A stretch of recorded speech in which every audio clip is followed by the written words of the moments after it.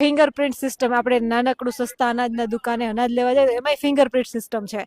અને બીજું કે કામ ન કરતા ધારાસભ્યોને આપણે કાઢી મૂકવા, અથવા તો જનતા એવો નિર્ણય નથી કરી શકતી, મત આપી શકે છે પણ એ કામ ન કરે તો એને એના પદ ઉપરથી હટાવી નથી શકતી. તો એવું પણ કશું હોવું જોઈએ. હા, એવું પણ હોવું જોઈએ. કેટલા દિવસથી જંતર મંતર પર પ્રચાર શું ચાલે છે, હું તમામ જોઉં છું કે જંતર મંતર પર લોકો પ્રોટેસ્ટ કરી રહ્યા છે ધર્મેન્દ્ર પ્રસાદનું રિઝાઇન માંગવા માટે.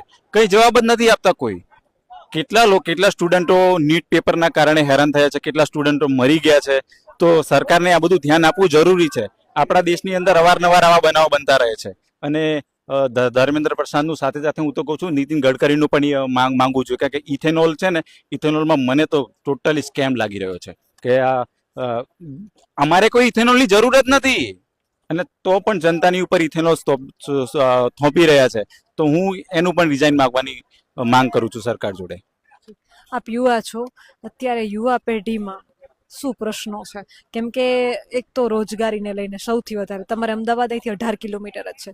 તમારે અહીંના હાલો માનીએ કે ગ્રામીણ વિસ્તારોમાં ફેક્ટરી નથી, કારખાનાઓ નથી, એટલે રોજગારી નથી, પણ તમારે તો 18 કિલોમીટર જ છે, નજીક ગ્રામ્ય વિસ્તારમાં રહો છો, તમને બધાને રોજગારી યુવાનોને પૂરતી મળે છે? ના, નથી મળતો. કેમ કે છે ને, કંપનીઓની અંદર જે મેન કારીગર એમને જોઈએ ને, એમને કેવા કારીગરો જોઈએ છે ખબર છે?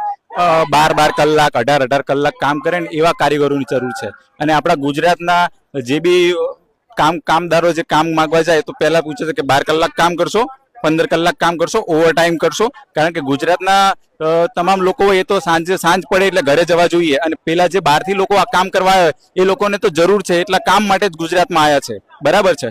તો એ લોકો તો મજબૂરીથી આવ્યા છે. એ લોકો તો 18 કલાક બી કરવા તૈયાર છે, 24 કલાક લોકો કામ કરવા તૈયાર છે. એટલે આપણા લોકો એ રીતે કામ કરવા તૈયાર નથી, એટલે એ આપણા લોકોને નોકરી પર રાખતા નથી. એટલે સ્પષ્ટ ભાઈનું કેવું એમ છે કે ભાઈ ગુજરાતની જ ફેક્ટરીઓ, ગુજરાતના જ કારખાના નજીક જ આવેલા હોવા છતાં સેઢા, આ ભાઈને તો એવી સ્થિતિ છે, તમે જો પેલા સેઢે કારખાના દેખાય છે ખેતરના, તો અહીંયા જ બાજુમાં જ કારખાનાઓ, ફેક્ટરીઓ, કંપનીઓ છે, છતાંય ગુજરાતના લોકોને ગુજરાતમાં જ રોજગારી મળતી નથી.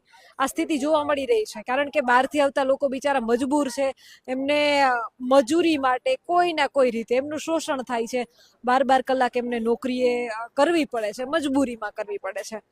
તો આ બધું એક શોષણકારી નીતિઓ ચાલે છે. ક્યાંક ને ક્યાંક રોજગારીના નામે મજૂરોનું, કામ કરતા કર્મચારીઓનું શોષણ થઈ રહ્યું છે. આના મુદ્દે તમારું શું કહેવું છે? અને તમારા વિસ્તારમાં રોજગારીના લઈને